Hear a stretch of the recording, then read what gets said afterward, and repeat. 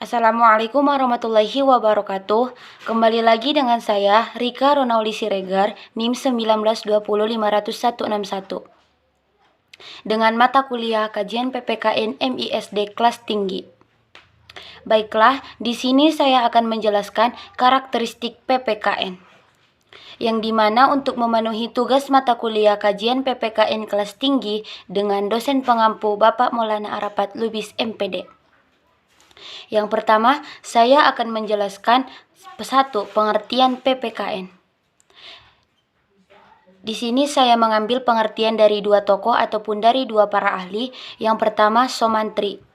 Somantri mengatakan bahwa pendidikan kewarganegaraan ialah sebuah usaha untuk dapat membekali peserta didik dengan pengetahuan serta kemampuan dasar yang berkenaan dengan hubungan antar warga negara dengan negara dan juga pendidikan pendahuluan bela negara menjadi warga negara supaya dapat diandalkan oleh bangsa dan juga negara. Yang kedua, menurut Samsuri mengatakan bahwa pendidikan kewarganegaraan tersebut dapat diartikan ialah sebagai penyiapan bagi generasi muda ataupun siswa maupun penerus bangsa untuk dapat menjadi warga negara yang mempunyai pengetahuan serta juga nilai-nilai yang diperlukan untuk dapat berpartisipasi aktif di dalam kehidupan bermasyarakat. Yang kedua, karakteristik PPKN.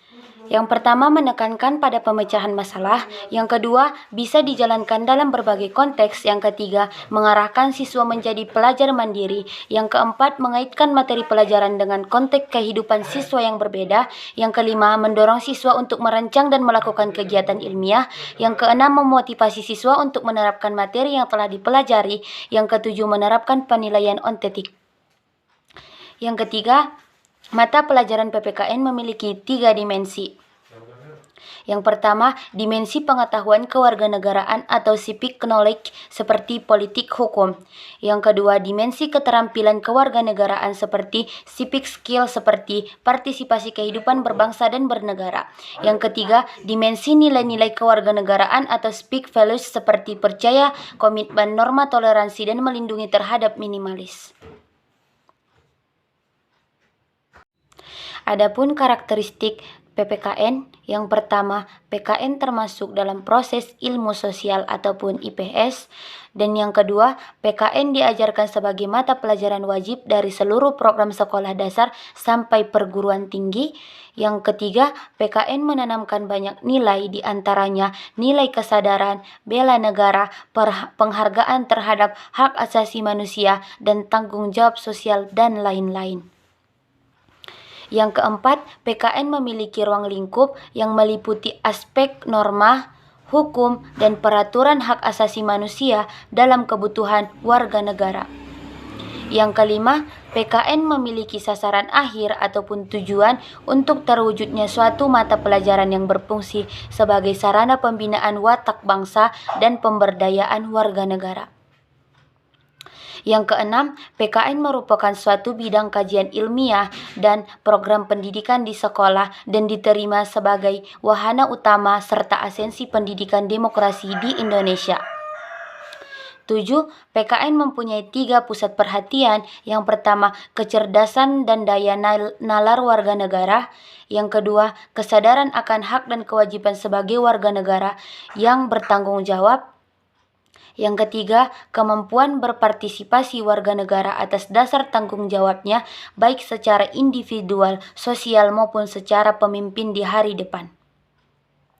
Yang kedelapan, PKN mengenal suatu model pembelajaran VCT atau Value Clarification Technique ataupun teknik pengungkapan nilai, yaitu suatu teknik belajar mengajar yang membina sikap ataupun nilai dan moral.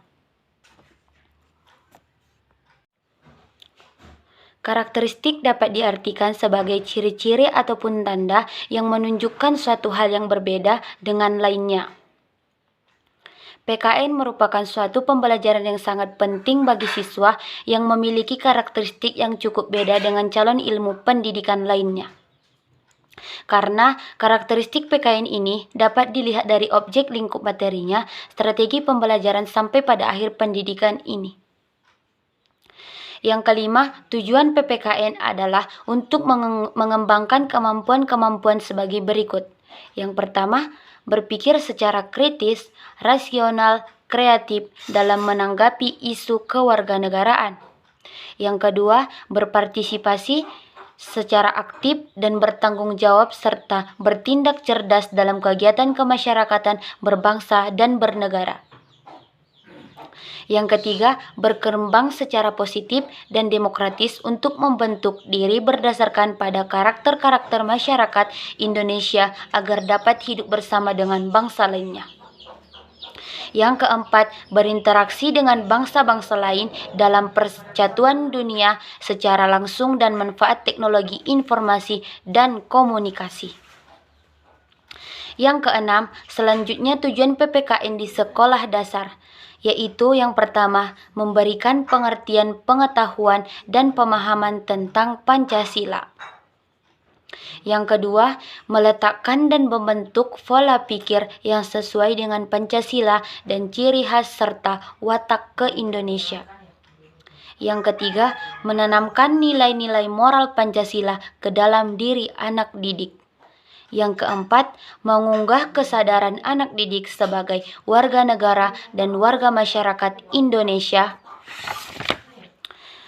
untuk selalu mempertahankan dan melestarikan nilai-nilai moral Pancasila tanpa menutup kemungkinan bagi diakomodasikan nilai-nilai lain dan luar yang sesuai dan tidak bertentangan dengan nilai-nilai moral Pancasila, terutama dalam menghadapi arus globalisasi dan dalam rangka kompetensi dalam pasar bebas dunia.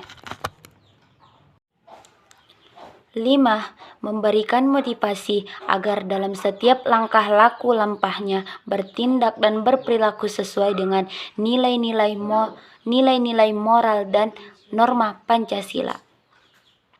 Yang keenam, mempersiapkan anak didik untuk menjadi warga negara dan warga masyarakat Indonesia yang baik dan bertanggung jawab serta mencintai bangsa dan negaranya. Maka, yang dapat saya simpulkan adalah bahwa mata pelajaran pendidikan kewarganegaraan merupakan mata pelajaran yang sangat penting bagi setiap individu untuk lebih mencintai bangsa Indonesia melalui mata pelajaran ini. Para siswa maupun mahasiswa maupun warga negara dididik untuk lebih mencintai bangsa dan negara Indonesia ini. PPKN meliputi pembahasan pengantar PPKN, hak dan kewajiban warga negara, pendidikan pendahuluan bela negara, demokrasi Indonesia, hak asasi manusia, wawasan Nusantara, ketahanan nasional, politik dan strategi Indonesia. Jadi, pendidikan kewarganegaraan adalah program pendidikan berdasarkan nilai-nilai Pancasila sebagai wahana untuk mengembangkan dan melestarikan nilai-nilai luhur dan moral yang berakar dari budaya bangsa Indonesia yang diharapkan dapat menjadi jati diri yang diwujudkan dalam bentuk perilaku dalam kehidupan sehari-hari. Nah, sekian penjelasan dari saya. Mohon maaf jika ada kesalahan pengucapan. Sekian dan terima kasih. Wabillahi taufik wal hidayah. Wassalamualaikum warahmatullahi wabarakatuh.